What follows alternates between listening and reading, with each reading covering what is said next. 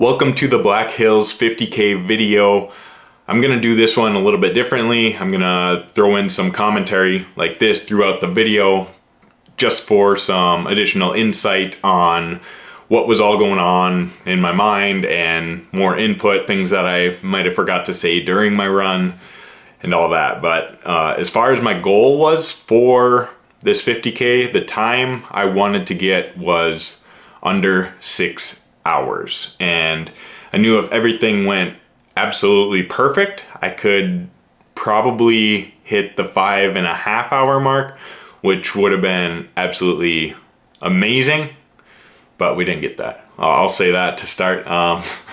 But other than that, let's just get into the video. Check out this footage of me prepping my food, meals for the road trip, the 8-hour road trip down to Sturgis from Detroit Lakes, Minnesota. So 8-hour drive and such good scenery. Check it out. The canola field. Go watch.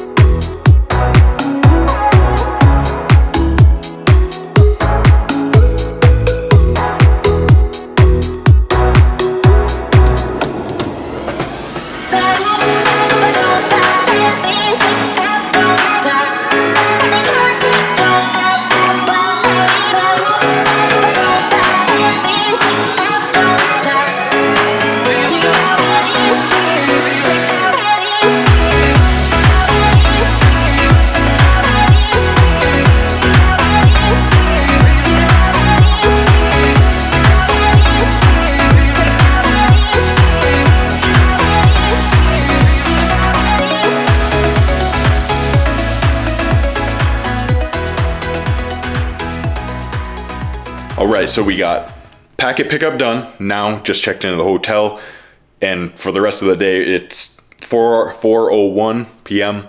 and yeah, 4:01 a.m. I just checked in. No, 4:01 p.m. But I'm just gonna relax all day. Gonna eat, as you saw me already eat a little bit. On the drive down, I had some ground elk with rice and broccoli, very simple, and also some overnight oats with protein powder, frozen fruit, and oat milk. And tonight I'm just gonna have rice, broccoli, and a couple tuna packets. So nothing exciting, I know, but I know it's stuff that will sit well with me because I don't want to like get to mile 5 or 10 tomorrow after eating at a restaurant tonight and having to poop. Pooping would not be fun out in the trees. I'm gonna bring some TP just to play safe, but hoping that I'm not gonna need it. So we'll stop talking about that. But yeah, rest of the night, massage gun, eat, rest, and get my supplements ready for tomorrow, my food all prepped, and that's about it. Get all the clothes packed and we're good to go. Race time is in 14 hours. 16 hours. 16 hours. Let's go. Also, I don't know if they got my shirt mixed up, but that's for sure not unisex. That's women's, like with how short that. I don't know what we're supposed to do with that, but I guess we could sport it. Get a crop top going. So this is where you could find me for the next 14 hours.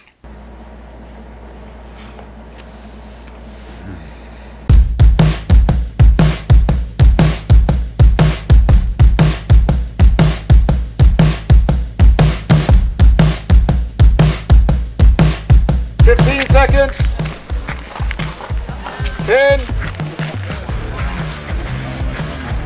5, 4, 3, 2, 1, go!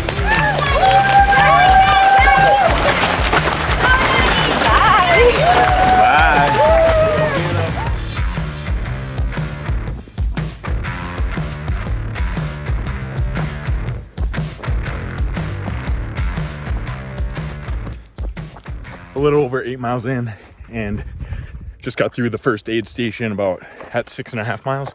I was feeling fantastic, and just I got in quick, got out quick, and then sure enough at mile 7.3 I rolled my ankle, and ever since I did, I've been tweaking it a little bit every now and then, so just try to make sure I don't roll it excessively so I could get through this last 75%. But other than that, I'm really happy with my time. My average pace is 11:28 per mile right now.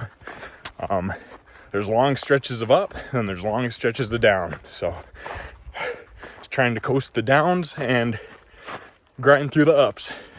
I'll check in with you guys in a bit. So this is where things kind of started to go downhill. I was starting to get a negative mindset, but also I knew it was going to be a win at the end of the day because a lady complimented me on my calves. So, hey, the day was going to end up good no matter what, right? But I will show you what my ankle looks like today at the end of the video. So stick around for that, but enjoy the rest of this. There you go, Aaron.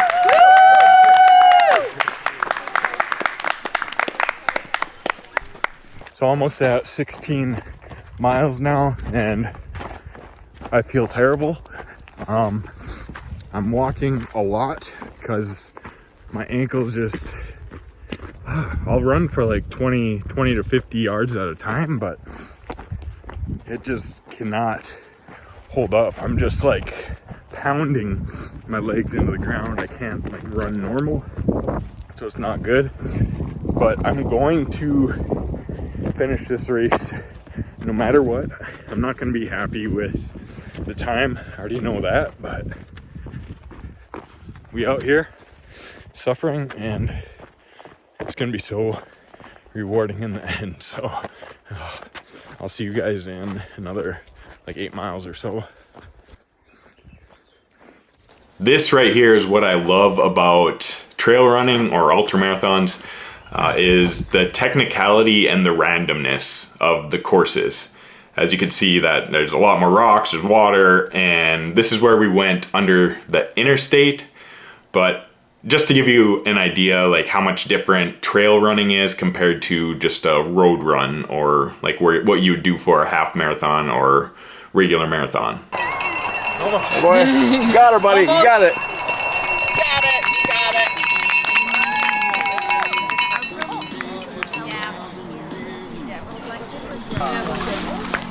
Next time you stack your pickles right in the bag. How's it going, Harrison? 7 more! 7 more. Mood's never been better, honestly. Really? Yeah, like from mile 9 to like 15. Really? Not good. Yeah, but got past it. Sure, absolutely. How's that ankle? Thank you. I think I got, the more I ran, my body just got over it. The more pain that comes, the more like, it just goes away. Exactly. Stella, what's your problem?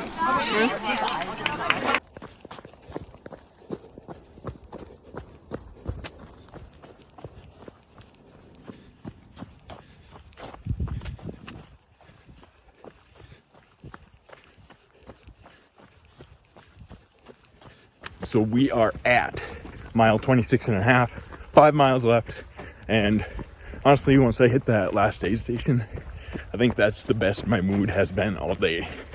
So from mile 9 to like 16, 17, that was such a big low and so much walking and pain, but I don't know what it is, if I'm just pushing through. Like with the ankle pain, it's kind of subsided. I haven't looked at it yet. I hope it's not too bad, but we'll we'll check it and see. And the weather today could not have been any better. Absolutely perfect. Mid 60s, overcast, 10-mile-an-hour wind.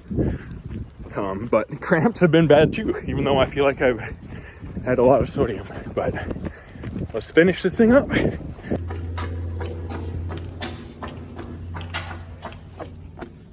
Ooh.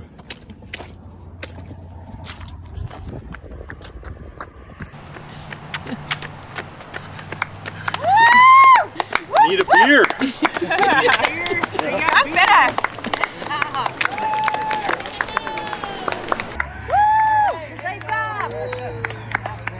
So that was the journey through the Black Hills 50K. I didn't do the 50 miler or the 100 miler like some of those incredible people, tough mind. It was amazing. Like one guy I ran with said he was on, like this 100 miler he was doing was his 35th of his life, and that's just so crazy to think. And when I was talking to him, he was on mile 95, and he seemed completely normal and fully there mentally, and it was kind of mind-blowing. Like I figured if somebody was doing a 100 miler and they're at mile 95, they would be like not wanting to talk to anyone, but he was the one like supporting me, pushing me, because I was starting to cramp, and then he's telling me not to hurt myself as I'm on like mile 20 and he's on 95.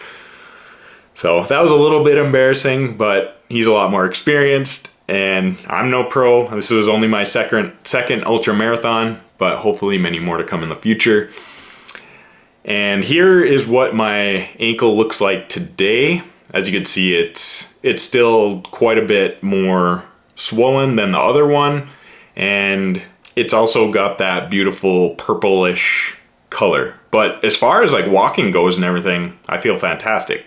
I really think I could go jog a few miles today, but I can't do that. I'm not going to do that because I need to rest up. Big race again in just under 5 weeks, got the 56 miler, so I'm just gonna really concentrate on recovery this week with sleep, nutrition, and rest, and not push the ankle too far or push my body, because I know my entire body in general is kind of beat up. So we'll take this week to kind of bounce back, and then hopefully a couple of harder training weeks where we really up the volume, and then 2 weeks of tapering again and take on the 56 miler. I'm just hopeful that the weather is cooperative in Medora, which most of the time at the end of July out in Medora, North Dakota, it's always pretty dang hot. I would not be surprised if it reached 100 degrees that day and there's no tree covering. So I'm just hopeful that it's nice. But that's gonna be the video. I can't thank you guys enough for all the support that you showed me over social media during the race and after the race, before the race. And also gotta thank my parents too for taking the time to drive me down there. Last second they decided they wanted to go, and I'm really happy they did, and that helped that I didn't have to drive back the 8 hours after the race, because that would have been kind of tough, but I know I would have been able to do it. But they made the journey so much easier, and they got some of this amazing footage, so you guys can thank them as well. But other than that, have an amazing day, and I will see you in next week's video.